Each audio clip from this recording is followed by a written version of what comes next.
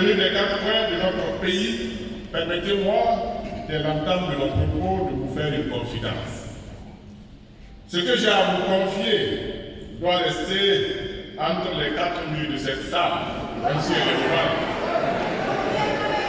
Ça doit rester entre nous, parce que ce que j'ai à vous dire n'est pas politiquement correct. Je le reconnais. Alors, faites-moi le serment de ne pas me vendre. Est-ce que je peux compter sur vous pour ne pas me vendre? Est-ce que je peux vous corrompre pour ne pas me vendre? Non, je suis très content parce que la jeunesse du Burkina est incorruptible. Eh bien, la confidence que j'ai à vous faire, c'est que je suis jaloux de vous. Je suis jaloux de votre jeunesse. Je suis jaloux du pouvoir, de la puissance, de l'énergie, de l'intelligence, des possibilités.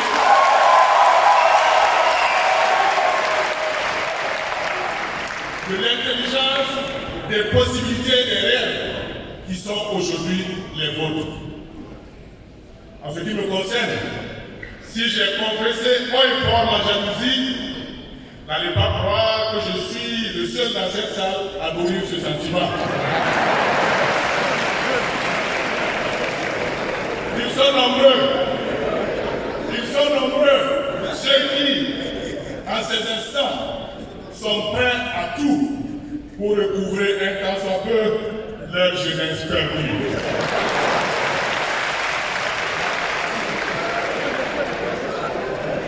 Il suffit de suivre mon regard et de regarder autour de vous. Quand certains ne sont pas assis avec des cheveux trop noirs pour être naturels, d'autres ont opté de mettre ou de faire la boule à zéro, comme on dit. Car tout simplement, ils ne trouvent pas dans un plat du corps ou dans un jean slip blessé.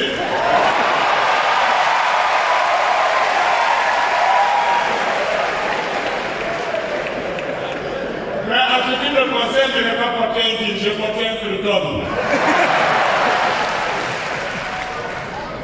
Alors, ils disent de tous les sacrifices pour paraître ce qu'ils ne deviendront plus. Jamais. Alors, la jeunesse n'est qu'un moment. Elle est le meilleur moment de toute vie. C'est à votre tour de vivre ce bel âge, ces instants où vous regorgez de toutes les ressources pour tout avoir, tout être, tout devenir, tout faire, tout pouvoir. Chacun de vous doit se convaincre que chaque jour qui débute est une page vierge du livre de votre vie. Il vous appartient d'y écrire les mots qui feront croître votre bonheur et disparaître les mots des pages précédentes, comme l'a fait Michel de Chantelle. Excellence, Monsieur le Premier ministre, distingués invités, mesdames et messieurs, chers fidèles, le présent forum intervient dans un contexte sécuritaire, marqué par la récurrence et la virulence des attaques terroristes contre notre pays. Le thème de la présente rencontre, rôle et responsabilité de la jeunesse dans l'édification d'une nation unie, prospère et émergente dans un contexte de lutte contre l'insécurité, trouve sa pertinence dans son exhortation au grand sens du patriotisme que chaque citoyen doit avoir dans la situation nationale actuelle. Et ce sens de patriotisme est une part d'engagement dont nous avons besoin dans la lutte contre l'ennemi commun, dont les bas et les pièges meurtriers ne font pas de distinction de cible. Jeunesse burkinabé, qu'on soit du CDD, du MPP, de l'UPC, de la NAFA, qu'on soit Mossi, Peu, Djoula, on n'est pas épargné. Ce qui voudrait dire que nous devons nous mettre ensemble pour lutter. Et comme on le disait sous la Révolution, avec la dernière énergie contre ce fléau qu'est le terrorisme.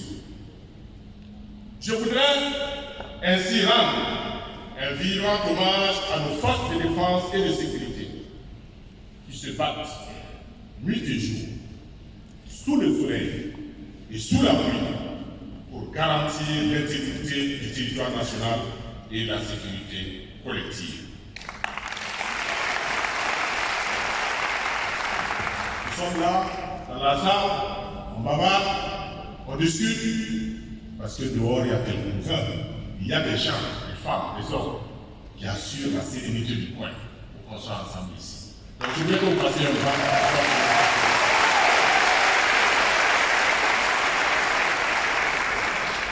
Des militaires, des gendarmes, des policiers, des douaniers, des eaux et forêts, tous jeunes comme vous, ont perdu la vie sur les théâtres des affrontements. Des jeunes comme vous ont été contraints d'abandonner leur poste d'affectation face aux exactions des groupes terroristes. Encore, des jeunes comme vous ont abandonné leur champ, leur cheptel pour se réfugier vers d'autres localités. Mais jamais la jeunesse burkinabé ne capitulera devant ces barbares. Je dis bien, jamais la jeunesse burkinabé ne capitulera devant ces barbares. Son temps viendra, et il est déjà très proche, car l'amour pour la belle patrie, qui a toujours façonné notre jeunesse, est une arme redoutable face à laquelle aucune force d'occupation ne peut résister. Notre heure viendra, car notre cause est juste. Notre heure viendra, car nous sommes du bon côté de l'histoire. Notre heure viendra, car notre devise, la patrie ou la mort, n'est pas un vrai mot.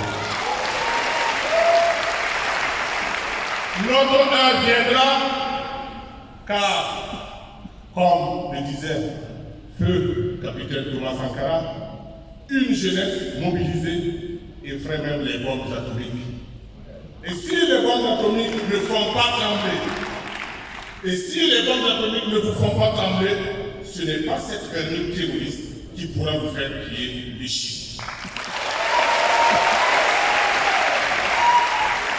Pour cela, rien, absolument rien, ne doit donc nous détourner de la nécessité de nous rassembler, de taire nos divergences profondes ou superficielles et de nous battre contre l'ennemi commun. Aujourd'hui, plus que jamais, la jeunesse est interpellée à développer des initiatives citoyennes afin de contribuer très activement à la lutte contre le terrorisme et l'extrémisme violent. À ce sujet, j'interpelle le gouvernement et la jeunesse burkinabé à faire en sorte que le service militaire en faveur des jeunes reprenne du service comme du temps de la révolution du capitaine Thomas Sankara.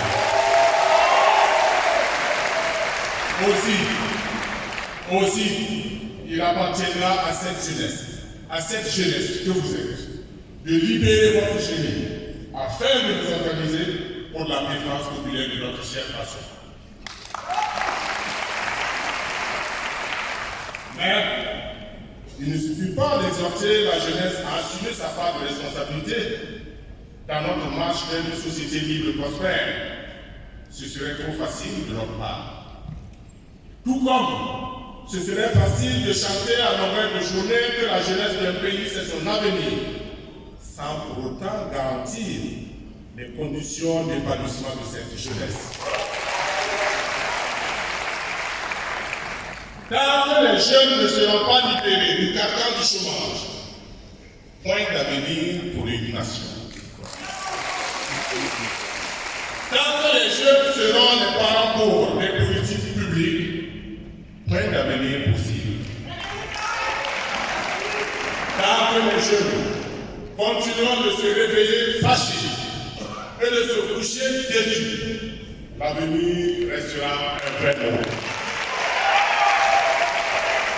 C'est pourquoi j'invite le gouvernement à définir des orientations stratégiques ambitieuses et audacieuses pour la promotion des jeunes, car l'action publique en direction des jeunes, telle qu'on peut l'observer depuis plusieurs décennies, me semble éprouvée par les défis nouveaux auxquels notre société est confrontée et exige plus que jamais des réponses concrètes et plus vigoureuses, pour plus d'efficacité et d'efficience.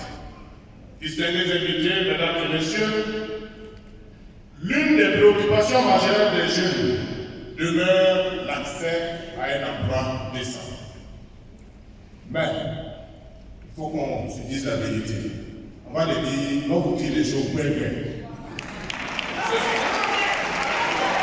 C'est démagogique aussi de penser, ou de faire penser que le gouvernement seul, par l'emploi public, peut ou doit résoudre le problème du chômage et du sous-emploi dans notre pays. Ce n'est pas possible.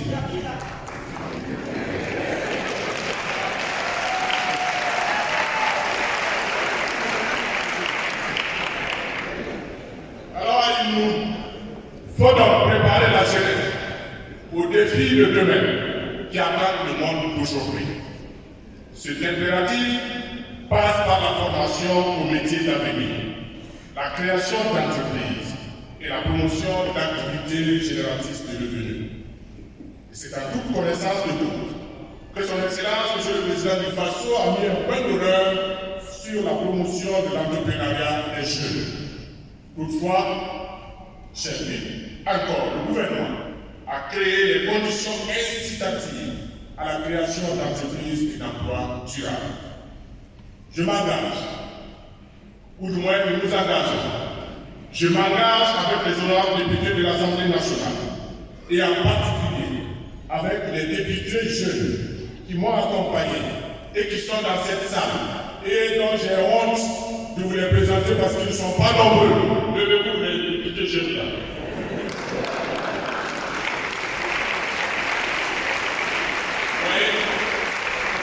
C'est pour la fête là. Les députés là qu'on a cassé vous. Je connais les jeunes de peu là, cassez-toi. Vous voyez, on a à peine la taxi derrière la qui se défrait. Même si vous avez monté un guide, on voit le cheveu de la taxi. Là, vous voyez, on a que 6 députés jeunes sur 127. À quelque part, j'ai honte. Mais ensemble, on pourra relever les défis. Merci beaucoup. Donc nous nous engageons à donner une suite législative à vos recommandations tout en ayant à l'esprit 3 petits mots. Rapidité, solidarité et qualité. Rapidité parce qu'il y a urgence. Solidarité parce que nous ne pouvons pas abandonner une génération, c'est-à-dire la vôtre. Et enfin, qualité, parce que nous devons offrir une formation adaptée aux exigences du monde d'aujourd'hui. Excellence, Monsieur le Premier ministre, distingués invités, mesdames et messieurs, chers filles jeunes, mais puisque c'est par une confidence que j'ai ouvert mon adresse, alors c'est par une autre confidence que je la terminerai. J'ai ici avec moi le draft d'un texte de loi que j'ai fait préparer depuis longtemps par les techniciens de l'Assemblée nationale. Parce qu'on avait également vu l'organisation d'un forum des jeunes.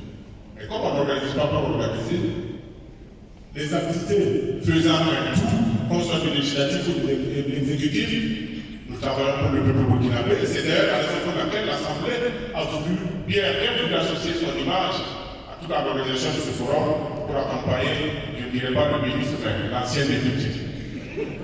Alors, nous avons ce document que je vais remercier ouvre au débat. Ce document porte sur l'instauration d'un quota jeune pour les législatives.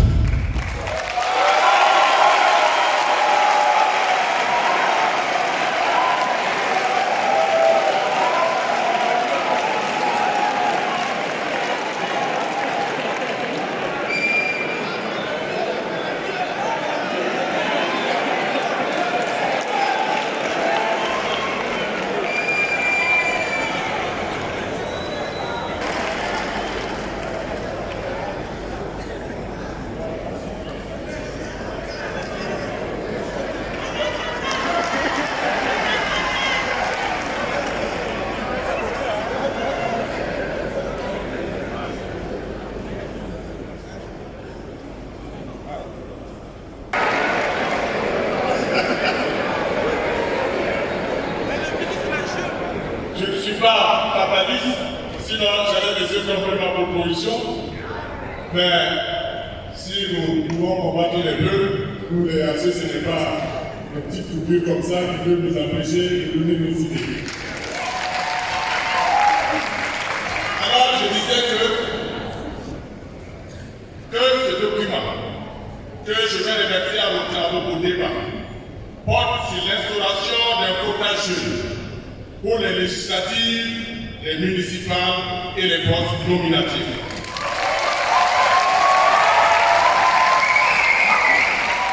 Si à l'issue de vos discussions, vous en faites une résolution, je m'engage à en faire mon cheval de bataille. Et j'ose croire qu'elle ne connaîtra pas le même sort que celui qui a été réservé à une précédente initiative du Parlement. En effet, l'une des grandes conclusions auxquelles est parvenue le Forum national sur l'autonomisation et la responsabilisation de la femme, initié par l'Assemblée nationale, a été l'adoption d'une recommandation relative à l'institution d'un siège de député par province exclusivement réservé aux femmes.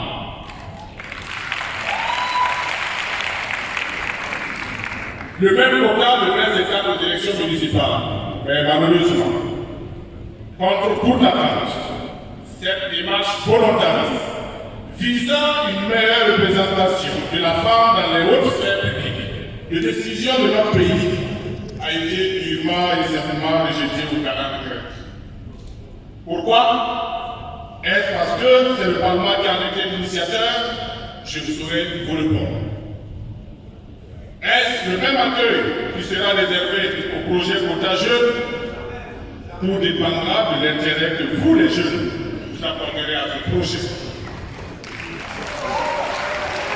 Car dans ce monde en crise, une crise dont vous n'êtes pas responsable, mais en sont les principales victimes, rien ne vous sera servi sur un plateau d'argent. Une jeunesse qui n'est pas capable de s'assumer servira encore et toujours de masquer à tous les vendeurs d'illusions qui promettent de faire le bonheur de la jeunesse à sa place. Le monde professionnel, de même que le monde politique, doit ouvrir les bras aux jeunes. Mais c'est vous les jeunes qui, avec vous-mêmes, devez ouvrir ces portes. Mais bon, que l'on ne s'y déprenne pas. Le quota genre et le quota jeune, que j'appelle de tous mes voeux, ne vise pas à récompenser les affidés, des parents marche longue ou marche courte, et autres bons petits ou bonnes petites,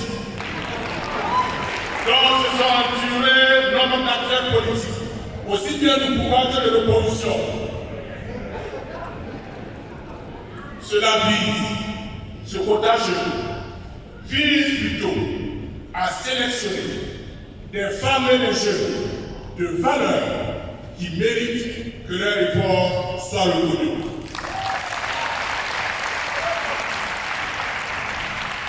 C'est pourquoi, chers filles, vous devez être les acteurs et et non les sujets passifs de toutes les politiques qui engagent votre avenir, votre autonomie et vos chances dans la société. Je voudrais également vous inviter à vous former. Vous former politiquement, intellectuellement.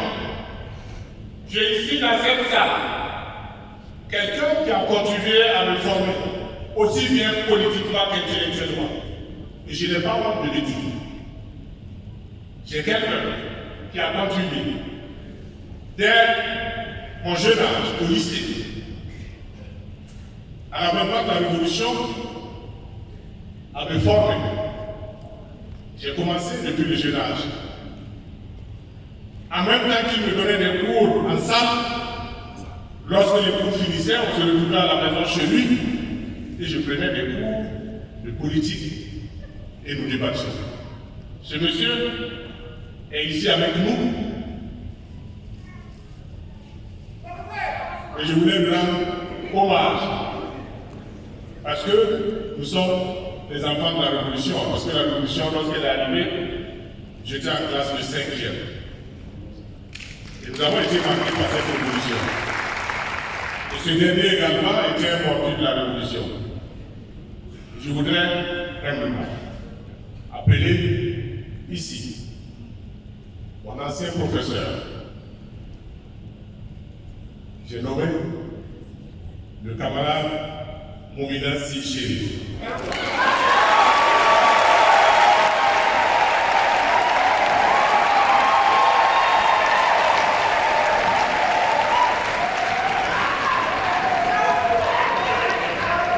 Mais il n'a pas fait que du bien.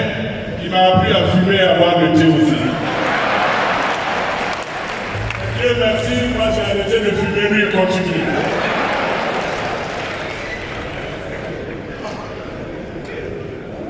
Alors, après ces propos, je voudrais inviter les dynamiques participantes et participants à vous engager pleinement dans les activités au programme pour faire de ce forum une réussite et un tournant décisif dans la marche de notre jeunesse vers un avenir meilleur. Sur ce, je souhaite plein succès à vos travaux. Vive la jeunesse burkinabé. Dieu bénisse le Burkina Faso, je vous remercie.